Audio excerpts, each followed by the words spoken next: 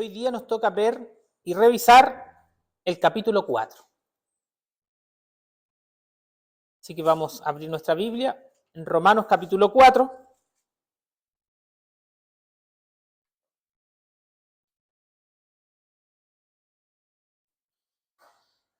Romanos capítulo 4.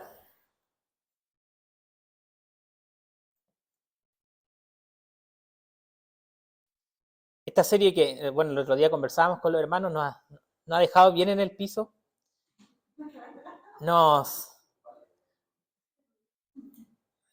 ha paliado bien.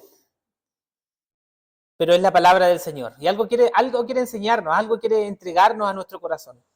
Así que vamos a leer los primeros 8 versículos y le voy a invitar, quizás de forma, nunca lo pido, pero voy a invitar que se pongan de pie, los que pueden. Vamos a leer todos juntos, unánime, los primeros 8 versículos. Y dice así: ¿qué pues diremos que halló Abraham, nuestro padre, según la carne? Porque si Abraham fue justificado por las obras, tiene de qué gloriarse, pero no para con Dios. Porque, ¿qué dice la Escritura? Creyó Abraham a Dios y le fue contado por justicia. Al que obra no se le cuenta el salario como gracia, sino como deuda. Mas al que no obra, sino que cree, justifica al impío, su fe contada por justicia. Como también David habla bienaventuranza del hombre a quien Dios le atribuye justicia sin obras, diciendo: bienaventurados aquellos cuyas iniquidades son perdonadas y cuyos pecados son cubiertos. Bienaventurado el varón a quien el Señor no inculpa pecado. Amén. Tome asiento.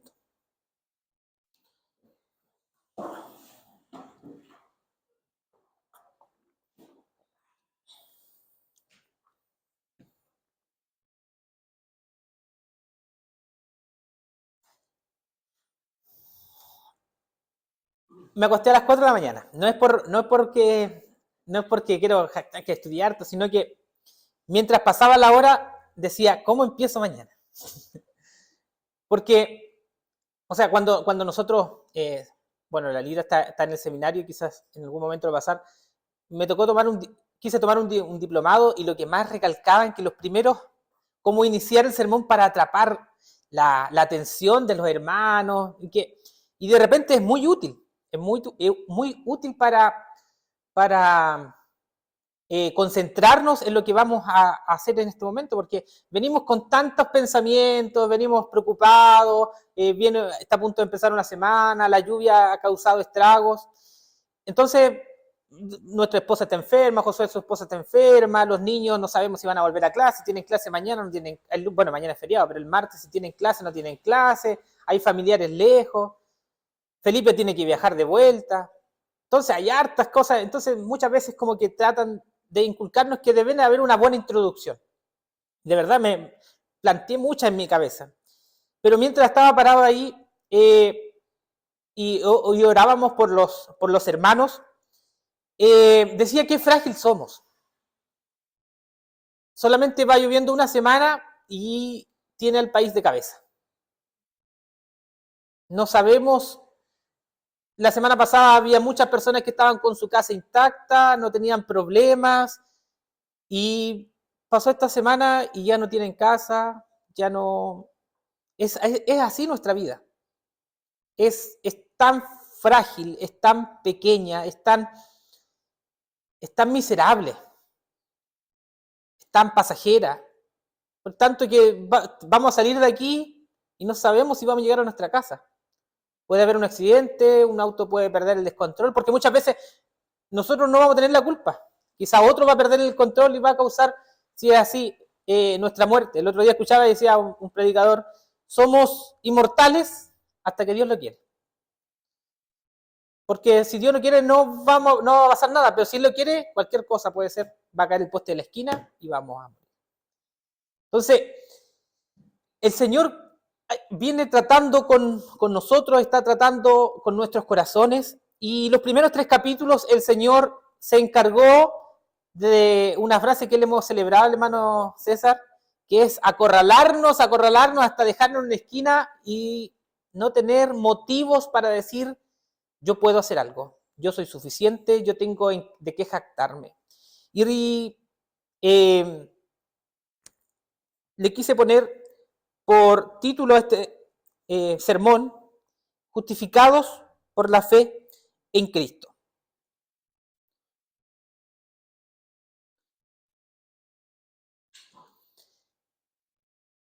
Y Pablo en los primeros 3 capítulos termina del versículo 27 en adelante del capítulo 3, empieza hablando de la jactancia y lo vuelve a topar en estos primeros versículos. Dice, ¿qué pues diremos que halló Abraham, nuestro padre según la carne? Porque si Abraham fue justificado por las obras, tiene de qué gloriarse o tiene de qué jactarse, pero no para con Dios.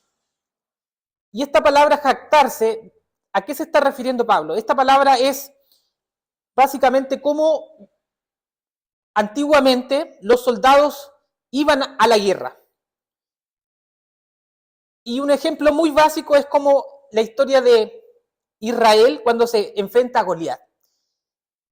Goliat era grande, era imponente y tenía de qué jactarse. Y decía, vengan contra mí porque yo los voy a despedazar, los voy a triturar y les voy a dar su cuerpo a las aves. Eso le decía y los atemorizaba. Iba con ímpetu a la guerra. Y de este jactarse está hablando Pablo, de cómo nos paramos frente a la situación que estamos enfrentando. Y él, en Filipenses capítulo 3, él dice, yo tengo cosas de que jactarme. ¿Por qué? Porque yo fui criado a los pies de Gamaliel, tengo doble nacionalidad, sé hablar muchas lenguas, tengo títulos, tengo una infinidad de cosas de las cuales me podría jactar. Pero dice que todas estas cosas las estimo como pérdida, las estimo como basura, las estimo como estiércol. Y hay una predicación por ahí que quizás es un poquito más explícita de lo que yo podría decir en esta mañana. Pero Pablo nos enseña que no tenemos de qué jactarnos, nos enseña de que no tenemos cómo pararnos delante de Dios. Y lo que está diciendo en estos primeros versículos es cómo Abraham se puede parar delante de Dios y decirle, por mis obras yo soy salvo. Porque eso es lo que creían los judíos. Eso es lo que creían muchos de los que estaban en la iglesia de Roma. La iglesia de Roma, recordemos que está conformada por romanos y judíos. Y el apóstol Pablo se está encargando de establecer ahora una doctrina firme que no tambalee para los gentiles ni que no tambalee para los judíos, porque ambos tenían cosas guardadas en sus corazones que desviaban el evangelio. Y una de estas era que los patriarcas y muchos héroes de la Biblia habían ganado su salvación por sus obras. Y más este padre de la fe que es Abraham, basado en Génesis 15, que dice que por la fe fue justificado Abraham, de alguna forma enseñando que su fe era justa. Su fe era justa y con esa fe justa él había pagado por su salvación. Entonces, lo que nos quiere decir Pablo en estos primeros versículos es que nadie puede llegar delante de Dios y pararse, de jactarse. Nadie puede gloriarse y decirle a Dios, aquí estoy yo. Soy merecedor de mi salvación. Aquí estoy yo y la fe que tengo no es porque me la regalaste, sino porque yo la pagué con mis obras. Ahora, olvidando los judíos que somos pecadores. Sí, ayer hablamos, las mujeres hablaban en su reunión de la santidad. Sí, somos considerados santos delante de Dios. Somos considerados justos delante de Dios por las obras de Jesucristo, pero seguimos siendo pecadores. Lutero lo expresó muy bien. Hay una frase muy célebre, no sé si ustedes la han escuchado, y dice que los cristianos somos simul justus et peccator, que significa justos y pecadores al mismo tiempo. Sí, hemos sido justificados. Somos santos y justos delante del Señor, pero no podemos pararnos, ni no tenemos nada de qué jactarnos para presentarnos delante del Señor. Dice, porque si Abraham fue justificado por las obras, tiene de qué gloriarse, pero no para con Dios. O sea, delante de Dios sigue siendo pecador, es miserable. Porque, ¿qué dice la Escritura? Creyó Abraham y le fue contado por justicia, haciendo referencia Pablo a Génesis 15, versículo 6. Pero al que obra no se le cuenta el salario como gracia, sino como deuda. Es difícil a veces empezar a interpretar a Pablo porque tira tanta información en tan pocos versículos. Y lo que quiere decir a esto, cuando hay un trabajador, empecemos de antes. Cuando yo recibo dinero, yo puedo recibir dinero por dos cosas.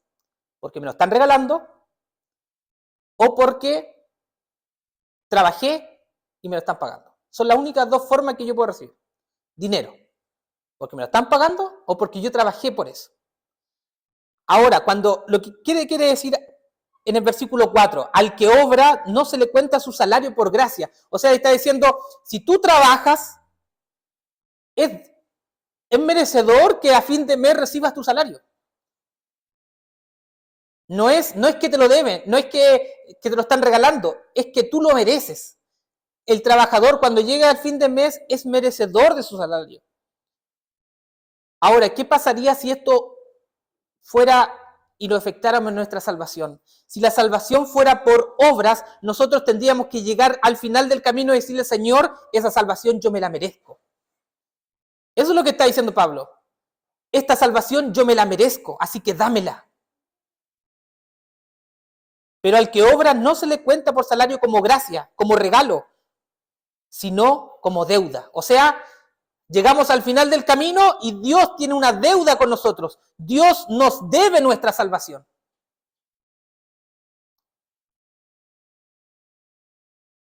Entonces, Pablo dice, no es así. Dios no te debe nada, porque tú no tienes de qué jactarte. Tú eres miserable. Hemos visto los dos primeros capítulos que Dios no ha entrado hasta lo más profundo de nuestro corazón diciéndolo, son pecadores. Eres miserable delante de Dios, estás muerto en delitos y en pecados. Y ahora nuestra salvación es contada por gracia, no es contada como deuda. Disculpe. Dejamos de lado nuestra jactancia. Dejamos de lado nuestro orgullo cuando vemos que nuestros mejores logros, cuando vemos que nuestras mejores aspiraciones que hemos logrado no nos ayudan en nada para presentarnos delante de Dios. Delante de Dios todos somos iguales. No hay uno mejor, no hay uno peor. Y nada puedes hacer para ganar la salvación. Solamente rendirte a Jesucristo. Jactarse es como encontrar de repente hablando ahora que hay mucha lluvia, un hombre que se está ahogando y tiene $1.000.000 en la mano. Se está ahogando y tiene $1.000.000 y le pregunta, ¿cómo estás? Estoy bien, tengo dinero. ¿De qué sirve tener dinero? Si van a pasar pocos segundos y te vas a ahogar y vas a morir. Tus obras no sirven de nada. Puedes lograr muchas cosas, puedes tener todo lo que deseas, pero delante del Señor nada te sirve, sino la obra de Jesucristo. Y eso es lo que está diciéndonos, y Pablo nos va a seguir diciendo esto, capítulo tras capítulo, porque nos cuesta entenderlo en nuestro corazón. Nada tienes, nada puedes hacer, porque cada vez que nos queremos presentar delante de Dios, queremos presentarlo con nuestras obras. Y es inconsciente porque nuestro pecado hace eso. Es inconsciente porque la maldad que habita en nuestro corazón, como oraba nuestro hermano Felipe, la seguimos haciendo y lo seguimos haciendo. Trata de hacer eso, trata de agradarle a Dios con nuestras obras. Pero el Señor nos invita en esta mañana. Yo decía, llevamos tantos días y si nosotros empezamos a analizar nuestros sermones, puedes revisarlo, están en YouTube. En cada sermón está el Evangelio, el Evangelio, el Evangelio. Y decía, ¿no aburriremos algún día de esto? Muchas veces puede pasar, es que otra vez somos salvos por gracia, es que otra vez nos están recordando que Jesús, es que se te olvida.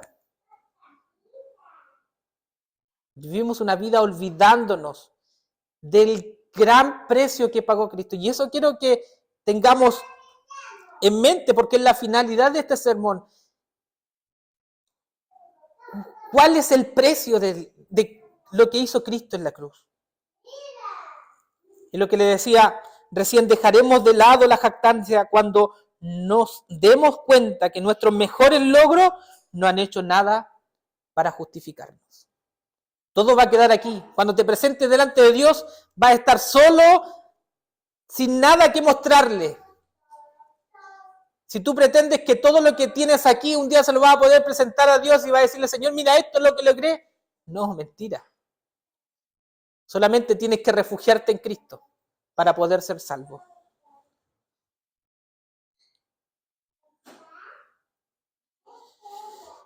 La fe salvadora, en el segundo punto, quiero tomarme del versículo, solamente del versículo 5. Dice, más al que no obra, sino cree en aquel que justifica al impío, su fe le es contada por justicia. Vivimos en un mundo que hay que hacer cosas para agradar a los demás. Si tú te paras al lado de alguien y no haces nada, lo más probable es que no te va a tomar en cuenta. Y vas a vivir al lado de alguien no haciendo nada y no te va a tomar en cuenta porque nuestra sociedad es así. Y aunque nosotros querramos no ser así, incluso con nuestro esposo, si nuestro esposo no va a estar trabajando diariamente por el amor que dice tenerme, yo le decía, pero si tú no me amas, ¿por qué no me das nada? Vivimos en una cultura que hay que trabajar para hacer las cosas. Entonces, traemos estas costumbres, este concepto, lo queremos muchas veces implementar en nuestra fe, en el Evangelio, y entendemos muchas veces que la fe es igual a obediencia.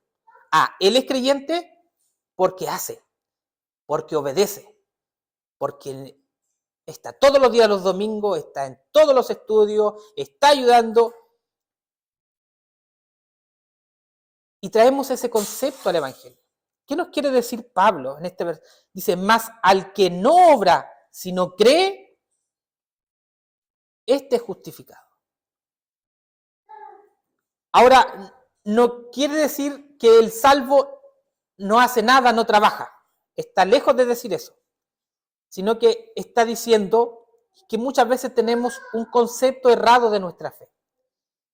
Pensamos, como le decía, que la fe es obediencia y dejamos de lado el verdadero sentido de la fe, que es creer en la provisión salvadora de Dios. El Evangelio es eso, la fe es eso, creer que hay alguien que pagó el precio en la cruz. Sí, la fe trae consigo obras. Sí, la fe trae consigo manifestaciones de la salvación que hay en nosotros. Pero tenemos que dejar de pensar que la fe es igual a obediencia. Tenemos que empezar a creer que la fe es saber y aferrarse que Dios ha provisto lo que tú necesitas para un día presentarte delante de Él. Entonces, en este versículo pequeño, en este pequeño versículo 5,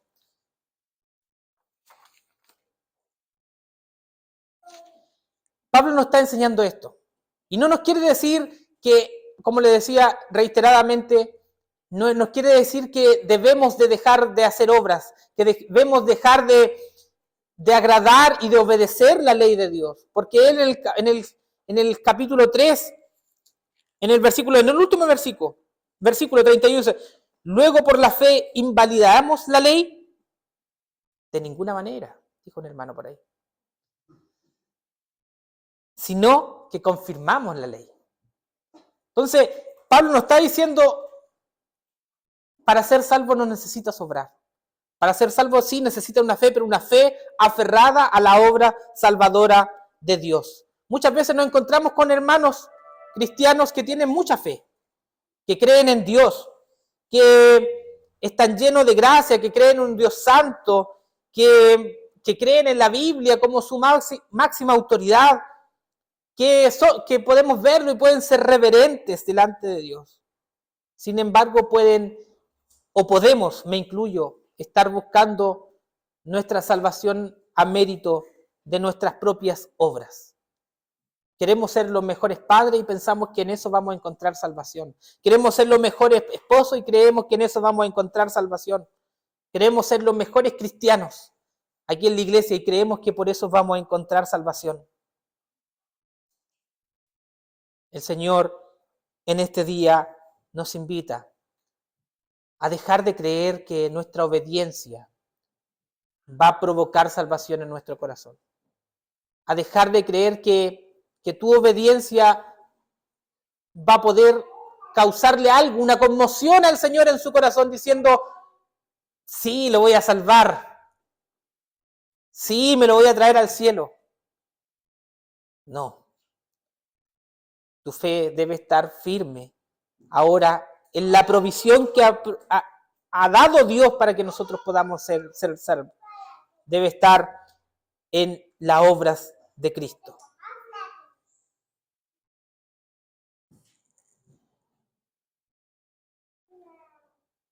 Y quería dejar como base de este punto, dice, quitar nuestra esperanza y confianzas en nuestras obras para colocarlas en Dios como nuestro Salvador, es la base de una fe salvadora.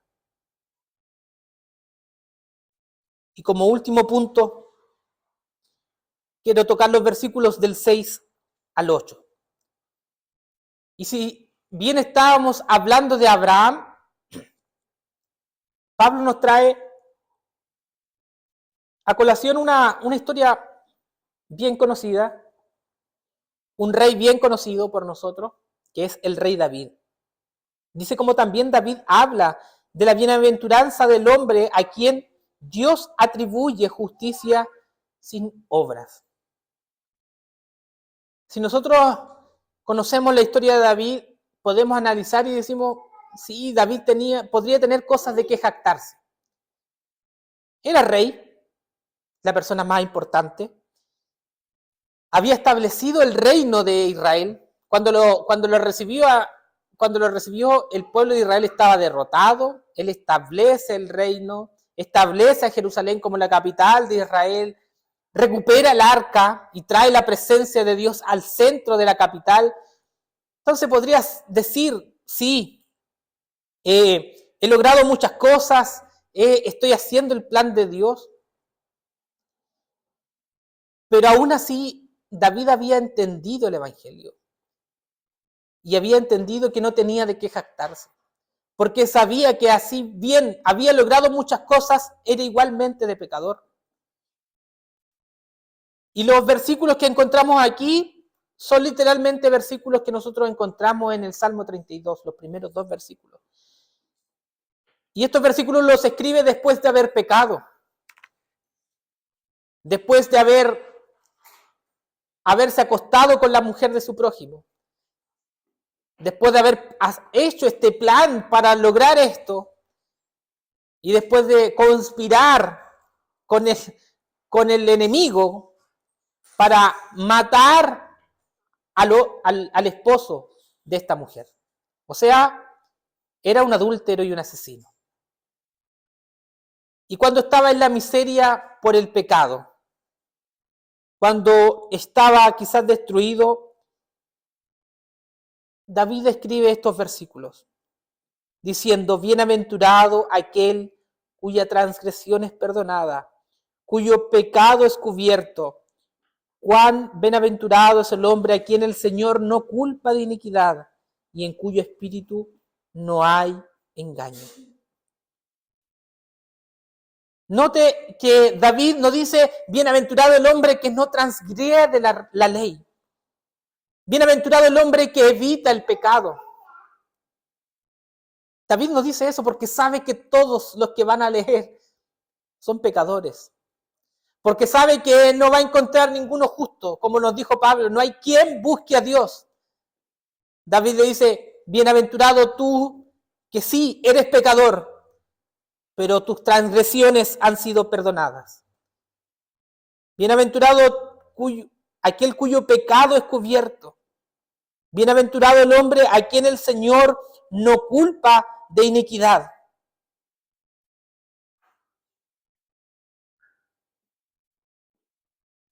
David tenía todo.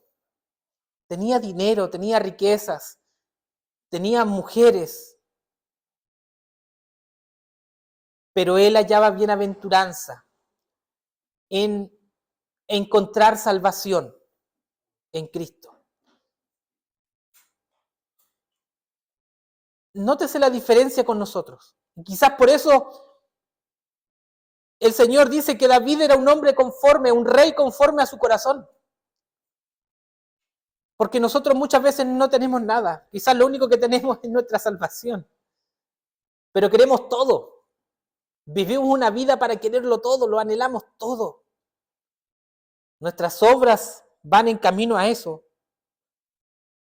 Y muchas veces nuestras obras tratan de demostrar que no nos importa el perdón de Dios. Que vivimos una vida semanal sin buscar el perdón de Dios. Que llega la tarde y no nos arrodillamos en la tarde y decimos, Señor, perdóname por todo el mal que he hecho este día. Porque he ofendido a mi esposa, he ofendido a mis hijos, he ofendido a mis padres, he ofendido a mi prójimo, a mi colega de trabajo, he ofendido a mi hermano. Vivimos una vida así. Pasan los días y no buscamos el perdón de Dios. Porque pensamos que en nuestro quehacer vamos a ser verdaderamente felices. Eso es la bienaventuranza. La bienaventuranza es tener paz en el corazón, es tener felicidad en el corazón. Entonces, David nos está diciendo, ¿quieres ser feliz? ¿Quieres tener paz en tu corazón? ¿Quieres estar tranquilo? Gózate cuando tus pecados y tus iniquidades son perdonadas, cuando tus pecados son cubiertos, cuando entiendas que el Señor no te culpa de pecado, sino que su justicia te ha sido impuesta.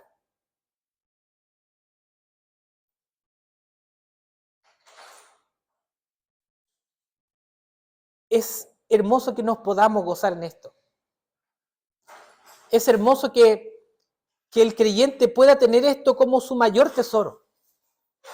Es importante que tú puedas atesorar esto en tu corazón como lo más grande que pueda haber en este mundo. Porque sí, pueden haber aflicciones. Porque sí, puede haber dificultades, porque lo vamos a vivir. Pero cuando tus ojos están puestos en este regalo precioso, nada se compara.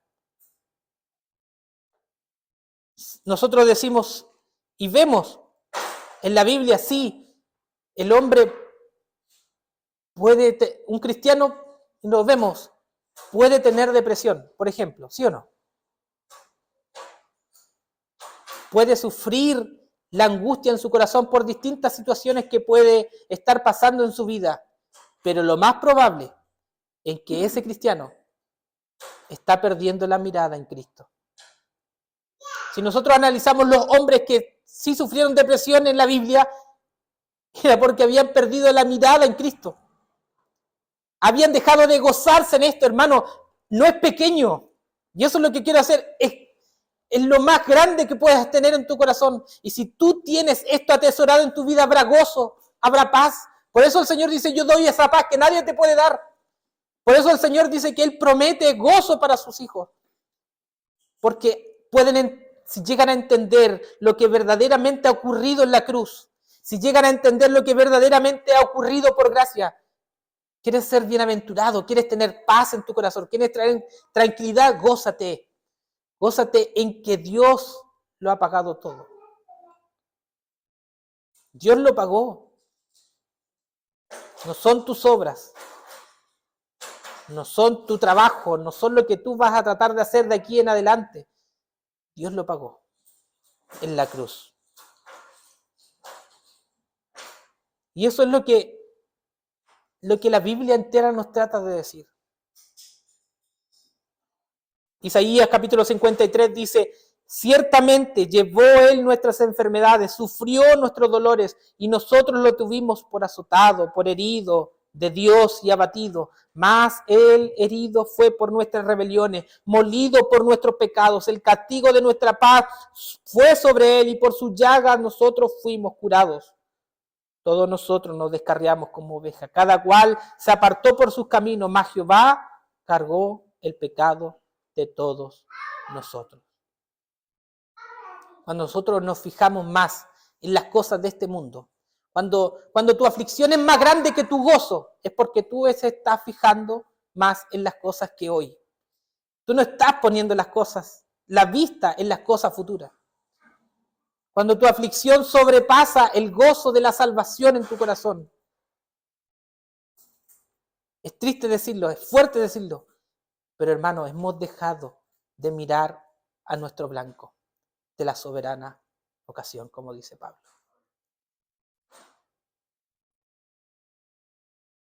Quizás nos puede costar comprenderlo, porque cuando estamos en el problema nos cuesta levantar nuestra cabeza y mirar hacia el cielo. Nos cuesta levantar nuestra cabeza y mirar al Señor.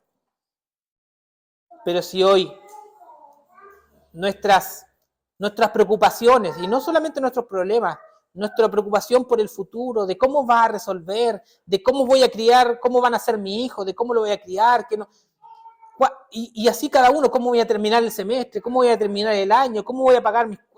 Si tu preocupación está aquí es porque tú estás diciendo que esto es más importante. Si tu preocupación está aquí, hoy día estás diciendo que lo que Cristo hizo no vale nada. No vale la pena en enfocarse y gozarse en eso. Vale la pena en preocuparse en lo que estás viviendo ahora.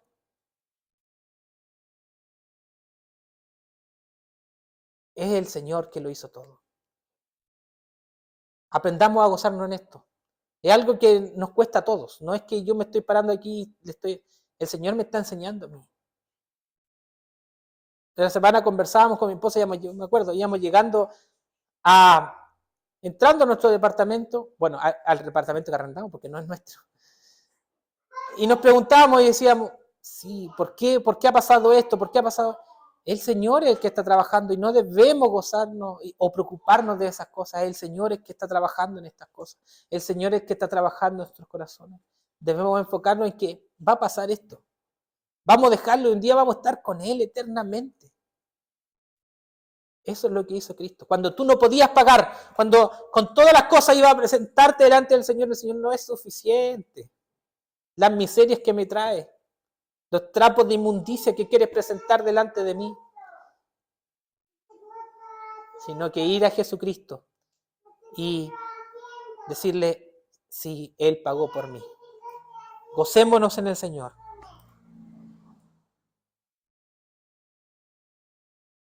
Nuestro corazón solo encontrará descanso, paz, alegría, cuando entendamos lo grande que es nuestra salvación. El Señor les bendiga. Le invito a orar.